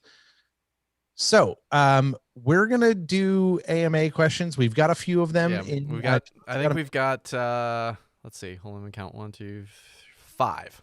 All right, fantastic. Perfect. But Seems we manageable. need to pay some bills real quick, and then we'll roll into those. So we'll take a little breather and do that. As always, a huge thanks to all of you, the Pebbles, for joining us, old, new, whether you've been here since the beginning or you just happen to know Lily and wanted to join us on this show. Thank you for being here and listening. We cannot do this without your support, so make sure to subscribe, click the like button, the subscribe button, the engage button, the follow button if you're on Twitch, whatever, and visit thegravelot.com and make sure you know how to become a Patreon supporter today so that we can continue to bring all of this to you. So if you want to be a Super Pebble, as we mentioned at the beginning of this, a Super Pebble will get you like a cape or something. I don't know what that is. Oh, that's nice. Yeah, little cape. This is Pebble. It'll be a real small cape because we don't have a big budget over Well, here. if it goes on a Pebble, it's only going to be, it'll be like a sugar packet, basically. Yeah. That's what we'll send you a sugar packet. Sugar packet sized cape, and you can wear it. Send us your suggestions. Again, we're looking for folks who are awesome in your community, whether they're women, people of color. We're really looking to get our broad net cast. We're looking to really represent a lot of awesome people who have great ideas and are doing awesome things in cycling in your local community. Bring your suggestions of new guests to us. We would love to have them on. And we need our Pebbles to make that happen. Yeah, there's plenty of folks that look like Doug and I. They're kind of easier to find because there are so many white dudes in this sport. So we don't really need help finding those. So that's where we're reaching out to you guys to help us out. So in addition, as Doug said, to your generous support from Patreon, helping us kind of keep these lights on and keep the interneting, we really would like you guys to go on over and support our sponsors. Thank them for supporting our show. Buy their goods, whether it's jerseys, coffee, whatever they're selling, go support them because they're making amazing products and they are helping us with TGL do really everything, whether it's TGL specific or the other projects that we're working on, like Girls Moving Mountains or there's a couple more coming. So I want to tell you guys what they are, but I also need to you need to become a Patreon supporter if you want to know what they are. Yes. That's how you'll figure it out. That's the good. Order for this week's episode is being brought to you by our friends at Be Free Ride Bikes. They are an LA brand, if you happen to be in LA, like Lily, but they're also an Ohio brand. Our good friend Adam has done an amazing job over the past several years putting us in the best kit we've ever worn. I know a lot of folks who are continually blown away by the quality and attention to detail that Adam and the entire team of BFRB brings. So make sure to get yourself in some BFRB gear, whether it's for your team and you need custom apparel, or if it's for just like general consumption. He's got a lot of great stuff coming out this year on the website. So go visit bfrbcycling.com and take a look at how they can make sure you are the most comfortable you can be in beautiful kit. And we are also supported by Dan and all of the folks over at Grown Poor Brothers Coffee. They are offering a subscription service that if you sign up for over the course of a year, you will get one entire bag of coffee for free. And if you sign up this week, you get a mug that says some words we cannot say on the show. That is basically. Is it mask related? No, it's about coffee, and it has a word about butts. Got it. All right. Well, regardless, this is hand roasted small batch coffee roasted every week by Dan himself in his house. They are packaged by Dan in his house. He writes with a Sharpie in his house on the USPS packaging that he ships out to you. So he writes personal love notes on every single package. These are grounds that are handpicked. They are made with love. They are roasted with love. And the coolest part about this is that if you go to grownpoorbrothers.com now, you can see all the different blends and you can see where part of the proceeds from each of those types of beans goes to, whether it's specific athletes and their programs. It could be specific causes. It can be events. It can be charitable fundraisers. Dan is doing amazing things. He's literally putting his money where his mouth is in terms of supporting great causes and making damn good coffee that I'm excited to wake up for. And it is the best part of waking up for me. It's not Folgers. It's a hell of a lot better than Folgers. Yeah, that's correct. And John wearing the Gravel USA Grimport Brothers. I am. Today. It's cold in my basement tonight. Yeah, it's weird. It's probably because it's flooding. Also, we're it's raining a lot here in Ohio right now. Also, we're super well supported by our awesome friend Mitch at BioWheels Fit Studio and Workshop right here in Cincinnati, Ohio, offering a full host of bike fitting services intended to provide you with the best fit you've ever had on a bicycle. Also, a massive, awesome online database of what he's got coming in from bikes. If you are having trouble finding a bike and you're looking for something, Cervelo, Specialized, Moots, whatever, Mitch can tell you what's coming to his door tomorrow. Like he's got it all figured out. That's everybody looking for a bike. Exactly. If you're looking for a bike, you're having trouble finding a bike. Well, maybe, I mean, Lily, you're probably not. You have people for that now. Yeah. Yeah, of course. Yeah. USA things like here, they're all the same. They all have the same gears. Go. It's very easy. They got to make one bike for all of Lily's friends and teammates. That's how. But if you need something different, you can hit Mitch up. But Mitch will make sure that whatever you purchase, you're well fit on. That's part of the opportunity and part of the way he works at. So make sure to hit up BioWheels Fit Studio right here in Cincinnati, and Mitch will get you sorted out. And also located here in Cincinnati is the Ritual All Natural Skincare. You guys know this was one of our original sponsors because it was actually my company that I started here in said basement. But it has now moved on to Mitch Graham's wife, Kate, and she has taken over the reins of that, and she is expanding on the offerings that I had. So this is small batch handmade chamois cream using all natural vegetable oils, vegetable butters, things that are actually good for your skin, that your skin wants to have on them, not petroleum like pretty much every other chamois cream on the market. So they're all made right here in Cincinnati. All the ingredients are sourced locally. I'm pretty sure last time I checked that they're all coming from places in Ohio. And if you guys are interested in getting some of that, you can contact Doug or I, or you can hit up any of the contact forms from the Gravel Lot. And the Ritual will make you your custom blend of, you can decide what it smells like, whether it's cooling or not cooling. You can have custom labels. So if you get custom kit from Be Free Ride Bikes, you can have custom chamois cream from the Ritual. And you can be like, you might not be as fast as Lily, but you can look as cool as she does. Yeah, I sold You'll be somebody optimized. Yeah, exactly. Optimized. I back it. Optimized. That's a strong word. That's like a Formula One word. It is. That's how yeah. We've learned. That's how track racing is. Yeah. It's all about optimization. Also, we are so thankful to our good friends at Hand Up Gloves, awesome sponsors since year one, doing awesome things, now doing Gloves for Good. Such a great program. There's going to be so much more coming out in that space. All the new gloves are all full touch sensitive. So fantastic. John and I riding garbage gravel roads this weekend. I was able to film him without having to take my gloves off. It was great. Yep. So make sure you go check out Hand Up Gloves. They have great gloves for snow sports, which we are not currently doing, biking, golf. If you do that, awesome things with great sayings, great patterns, great designs, so you can express yourself and express who you actually are out on the bike or out on the course or whatever you're doing. They've got the new casual apparel that just came out last week. Oh, it's real good. The new t-shirts are and tanks, super, super nice. I'm excited to get some of those. I keep spending so much money on Hand Up Gloves. It's ridiculous. I'd be like, here, Troy, take all my money. Take all my money. But make sure you click the link in the show notes, and then you can save yourself 10% off in the store by using code Pebble $ at checkout, and you will save yourself 10%. So make sure to do that. As always, we love hearing from all of you. Make sure to visit and subscribe on all of the social feeds. Go to thegravelot.com and stay in touch, up to date on all the things that are going on, and join all our live shows every Tuesday, 6:30 p.m. on YouTube, Twitch, Facebook, all the places. Engage with us and all of the content that we have, and all of our awesome guests, just like Lily this week. Yep, and hopefully you guys know by now, our new intro and outro music is from Waterboy. So many thanks to him for both the green room music and the actual intro music and outro music.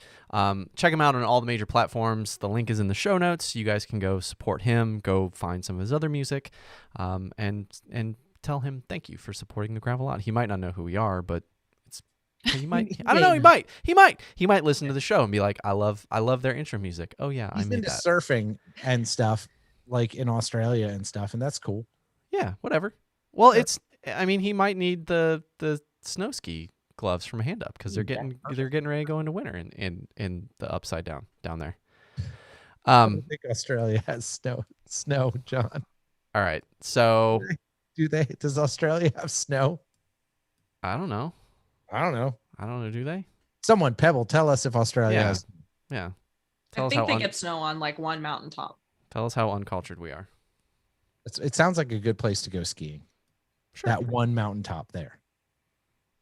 All right. So AMA questions. We've got good ones for you. All right. First one. This is a good one. So right. This one was submitted via Instagram, and it was written in a way that it almost felt like an aggressive challenge. Yeah, I don't even know how to. I'm concerned about how I present this. Ride snacks. Uncrustables or unacceptables? I think that person like had a problem when writing that, because I think somebody like told me that this question was gonna get sent, and I think maybe they just dropped their phone. I don't know about the unacceptables part. I don't know what would be an unacceptable ride snack, but I probably lean more heavily into that, like candy, I guess. Uncrustables Really? are a pretty good bet. Yeah, they're your thing. They're not my thing, but I eat them. I've eaten them once. I like the strawberry. I grew up like every day, elementary school, middle school, peanut butter and jelly every day, but I'll be damned if I've ever had an Uncrustable. And I can't really explain why. I have no justifiable reason as to why I haven't. It's because if you're like my mom, she's like, that looks fun, you can't have it. Maybe. I mean, it does seem like it would be a great ride snack because it's like self-contained. It's and it's carbs not gonna and sugar. Yeah, and it's not gonna like it's like a PB&J Gusher. And it's I'm like still pondering the self-contained. unacceptables. Like that's really what I want to get at. Like, what's an unacceptable ride snack? Okay, all right, like, fine. Let's dive into hot this. sauce. Oh, yeah, that is totally an unacceptable. Like, yeah, that is an. It's unacceptable. Yeah, I don't know. Hot sauce. I mean, it's gonna dilate your sinuses. It might help you breathe better. Maybe. You're also gonna have to shit yourself, John. Yeah, it's gonna go right through. Yeah, it's like water, but Doug, like, I got no problem with that. You've done it behind an electrical box once. It's a chance to solve. It's a rite of passage. Yes. That's how it works. That's true. It's just a chance to solve problems you didn't know existed. Like, you know what I feel like would be an unacceptable is something that was super dry, like a wasabi pea. Ooh. Like, I feel like that would be a very one wasabi pea. Yeah, just like, oh God, it would open your nasal passages, but they're also so damn dry that I feel like I'm always like struggling. I need like things that are you need a little moist. Something that will slide. Yeah. Right down. I did always feel that way about old gels. Like it for some reason, I don't know if they've changed the textures in the last like 10 years on gels, but like they used to require like a gallon of water just to get down there. It was like taking a spoonful of peanut butter. Yeah, not the best. No. Okay, so those are currently unacceptable. All right. I mean, on rides, I don't know if there would be anything off limits for me. Yeah. I guess it just depends on like how long is the ride, how long have I been out, how long is left. That's where like the algebra comes in of like where am I? How much protein is there? Is there like a milk product in it? Because then you're like you're starting the timer at that point for me. Like if we're 5 miles, then it is like I'll eat biscuits and gravy as like a roadside like snack. Like it's fine because I got. I mean, we'll make it to wherever we're going before things go sideways. That's fair. All right, that's good. It's a fair question. All right, John, you want to grab the next one? Sure. All right, what we got? Okay. This one's actually mine. Like as a this one would have totally distracted from the arc of talking through the show. But so my whole career has been as a designer, and rally cycling, Hagens Berman, Supermint, and Pony Shop, all beautiful kits. Like they're pretty. Like they are Just restrained. judging from your reaction, Lily, like like you're like, oh yes, they're. You can good. tell that an actual designer was not only consulted but used, because actual restraint and color theory and spatial awareness and things like that were involved. What of the kits that you've worn, which one for you is your favorite?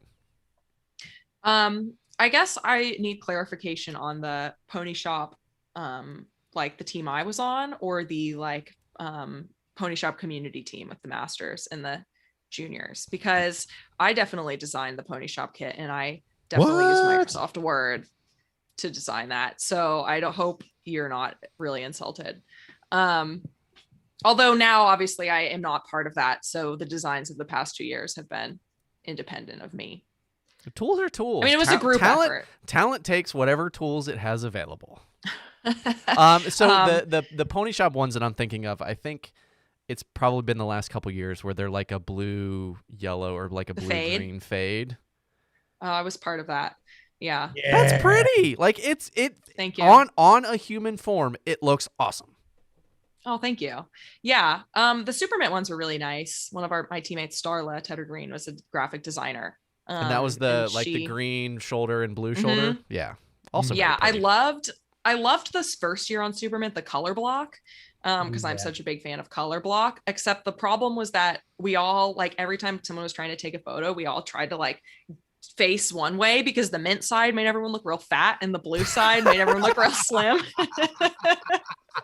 So we were always trying to like get on the blue side. That's good. Wow. These are the things you learn as a team. Like everyone turn to your left. Right. Yeah, exactly. And the rally kits are really great too. Orange is like my favorite color, so obviously I'm partial to the orange. Yeah, the orange represents really, really well, like on screen. It does. It looks really good, and it works with a lot of different skin tones, and it looks good. That works good. Yeah. That's good. I love the fact that though you design stuff in Microsoft Word. Send it. Yeah, I back it 100%.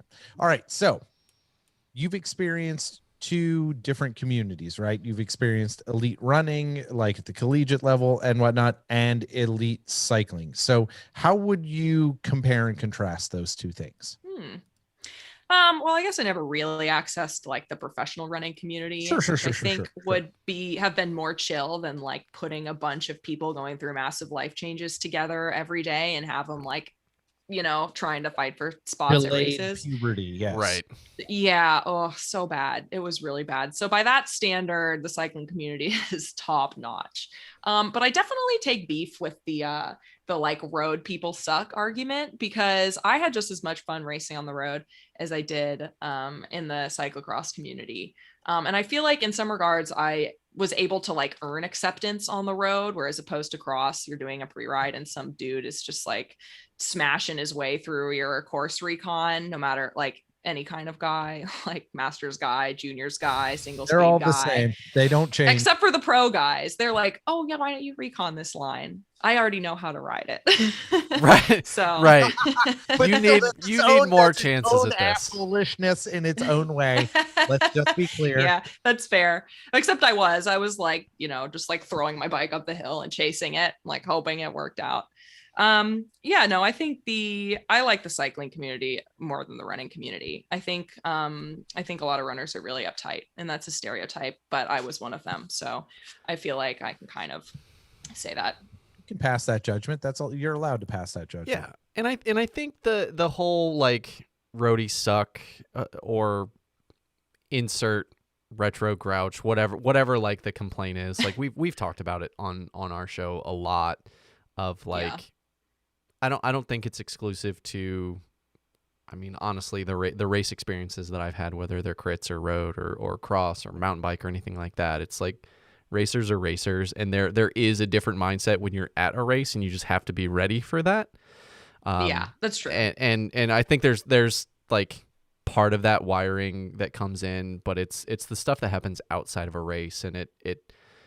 Oh, for sure. There's some of that, yeah. But it's like how like continuing to try to unpack how you suss those folks out and how you kind of Caesar Milan them back into the pack, because it is the 1 out of 20 that ruins it for the other 19. Yeah. Whether it's for a car or a new cyclist, but it's like anytime you hear a new cyclist that had, that's why I was asking some of the questions in the actual show part around your getting into your first group rides and things like that, because more often than not, someone's first group ride experience, or their first 1 through 3, they've had an experience where they get yelled at and they get that's fair. lectured. So I was lectured. I was lectured like a summer and a half ago, pre-COVID. Like, I've been riding for how long? Yeah. Why are you lecturing me? Yeah, Okay. in the spring, somebody, sorry to say one more thing. I was here for a track camp. So I'm like on the group ride in the USA kit. And some guy, first thing he says to me is, Katie Compton was on the ride. And he says to me, see that woman up there? She's won 15 cyclocross national championships. And I'm like, I know who the fuck Katie Compton is. And then he comments on my Strava and was like, girl, you're going to be so fast someday. And I was like, I'm literally here at a camp. I am now. I am now. Yeah. So there are those people. There are certainly those people. Yeah. Yeah. I'm like, and hey, dude, Katie Compton knows who Lily Williams is. Like, she did know me. I was so honored. They're cool with each other. Like, cause Katie has her head up. Like, stop, dude. I feel like in situations like that, I need to apologize for my fellow like human. Like, it's okay. Yes, I'm also a guy. I'm sorry for him. I'm sorry. You can't change. I don't feel like I get heckled that much. Okay. But I try to make myself unapproachable. That works. That's a good. I love that. I will say, I didn't say it when we were recording earlier, but I love when you said like, how did you say it? You're like, about your first impression. You're like, I make a shitty first impression, and I'm fine with that. And I was like, yes. I do that all the time because it makes people leave me alone. Yes, I just want to be alone. Fair point. I am very excited about this one because I hopefully you're willing to walk us through it, because I feel like everybody has this, and Doug and I have done it as well. But you have tattoos. I do. So can you walk us through some of your favorites and kind of the stories behind them? Yeah, I think for sure. It's like great. It's like geography for you, and it's like background stories. Yeah. So this one, I think these were all in Chicago. This one, My Little Mermaid, initially started as this, just the gemstone. And me and my friends went late one night and all got tattoos together in Chicago before they left town. Yeah, it's how it happens. And then I got the treasure chest because I had another friend who used to make fun of me for dressing like a pirate, because I like to wear cutoff shorts and loose t-shirts. And then I got the mermaid just as like a filler around. So that's the story of that. But actually this was done by a guy, Harlan at Pioneer Tattoo, who was a sponsor of the pony shop. And he also did this one, which is just a cowgirl on a seahorse to fit the theme. Yes, that's it. Is that a cactus? Is that a cactus? People are like, is that a shrimp? Because they'll always just see the bottom half. And I'm like, no, it's not. It's a cowgirl on a seahorse with a cactus. I back that. Yeah. That's great. So and I back it's like pony shop. Like there's a little like kind of, yeah. There's a little space in there. There's some yeehaw in there. All right. I back it. All right. So this is a good one. And I think this is kind of just more of a discussion point. So heckling in cyclocross. You wrote a blog about this. Tell the Pebbles a little bit about, I don't know, your feelings on this space. In this space, I have my own feelings. John has his own feelings, and you wrote a blog about it, so you must have your own. Yeah, I do. Man, could have reviewed that to go over the finer like logical arguments of the heckle. I mean, I don't personally mind heckling. If anyone heckles me, I'll just be like, get fucked. You know, like it doesn't bother me. I just am happy to like retaliate and take it up a level. But I do think it's rude to a certain degree. I think like if you're there racing and it's your cyclocross is your job and someone's like, boo, you suck, just so that they can say that they like messed around with somebody who's a professional athlete, that has always kind of rubbed me the wrong way. Especially the more I get into cycling, and the more challenging it becomes. Like the more of my day I devote to becoming a professional athlete, when someone's just on the course, like, you know, heckling, it can be a little bit annoying, but at the end of the day, it's really just annoying. They definitely don't heckle in Europe. It's, I think, a very American exceptionalism kind of thing where they're like, they're too busy smoking in Europe. That's and throwing beer cans on the or beer cups on the course. That's so, you know, everyone's got their own problems. Or yeah, you're like riding up the Alpe d'Huez and there's some dude in underpants like trying to push you off your bike. Like it's part of having a sport. Like you can't really complain about heckling if you want your sport to have a fan base, right? Like you have to be able to engage people and meet them in the middle. And I think there's like a way to heckle and not be a dick. Okay, so what's that way? That's, I don't know, just be like cheering maybe, instead of hurling insults or like getting in the way. I guess the real problem is if it's like if it's debilitating, and obviously that's like, how do you determine what that is, right? What's that line? But yeah, I mean, I think there's an unusual connection that maybe people manufacture it because they're so close and they have so much, like they feel like they have so much access. But yeah, I have no problem being like, if Doug was out on course and I saw him do something, I would have no problem being critical and like and being like and having that aggressive heckle. But if it's somebody that I don't know, if it's a pro, I have nothing but gratitude for them being out there. So it's I legit can't bring myself to say shitty things in those situations. Like how can you say you suck when you can't do it? Right. But that's my dad screaming at the TV when the football team's on. He's like, you suck. And I'm like, what, Dad? Like, I don't know. Yeah. You can't catch a touchdown pass from Tom Brady. He's like, yeah, I could do it with one hand. Right. Yeah. Some special gloves they have. But I think there's hand up gloves. Yeah. Yeah. Correct. Sponsor correct. Yes. But I think there is like that middle ground that people lose sight of, that they see somebody heckling that way. Like for us in our area, Brian Childers comes to mind because like most everybody knows him and he is very quick-witted and very cutting because he knows all of these people and he knows what their like open nerves are and can like needle them as needed, depending on how that person's race is going. And like I think other people see that as behavior and then try to model it as normal. And then it just I don't know. It, like you said, and I've said it 50 times on this show, that like when you put elite athletes, especially cross, when you put elite cyclocross athletes out on the course, they are doing a different sport than I am doing.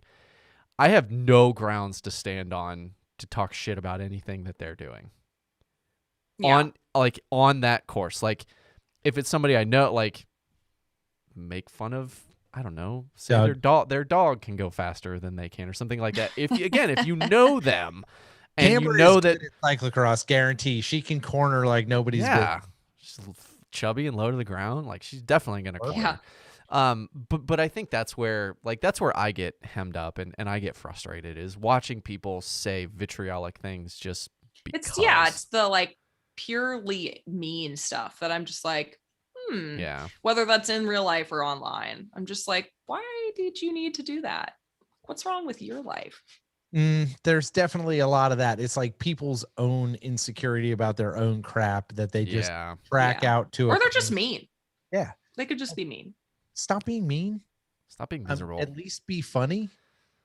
Yeah, Like, yeah, exactly. If it's funny, like that, you're free. You've got free reign. one of the most amazing moments is like you can like, and this is like, and J Pow, I hope you hear this, or I hope someone cuts it out for you. But like you can, if you know, like I think it's also a proximity, right? If you know someone, right? Like now I know Lily, right? And if I heckled Lily with something from this show, Lily would probably laugh and then flip me off and keep going, right? And then move on. Yeah. Right.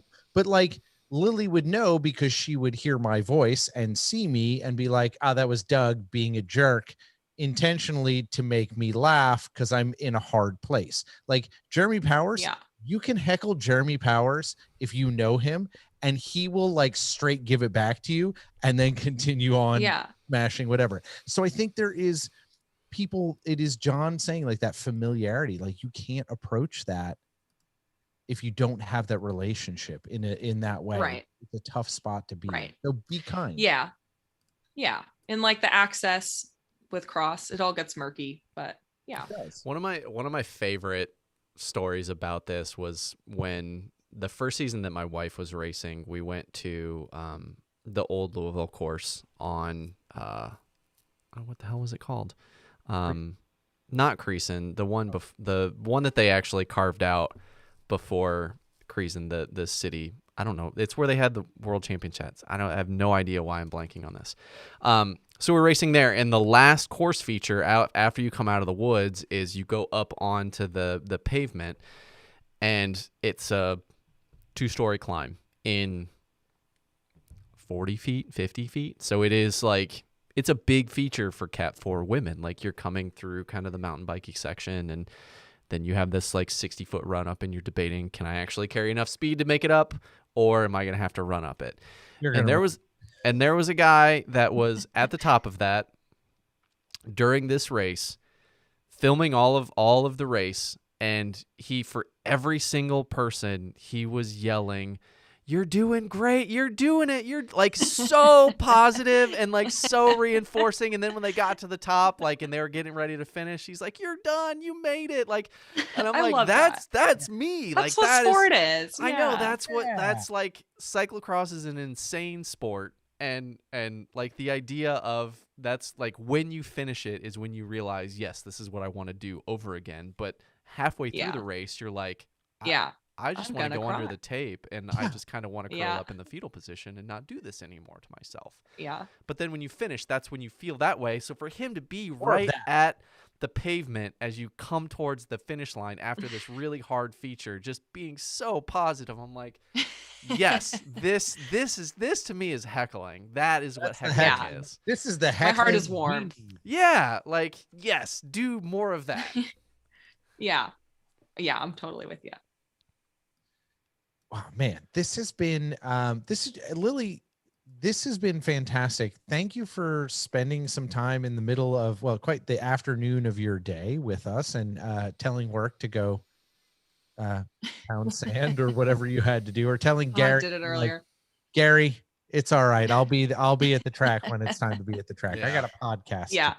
So, but we really appreciate it. It's been awesome spending time with you. Thanks for being here. All the Pebbles, thank you for sure. We really appreciate it. It's been great getting to know you and sharing stories. So yeah, thanks y'all. I really appreciate it.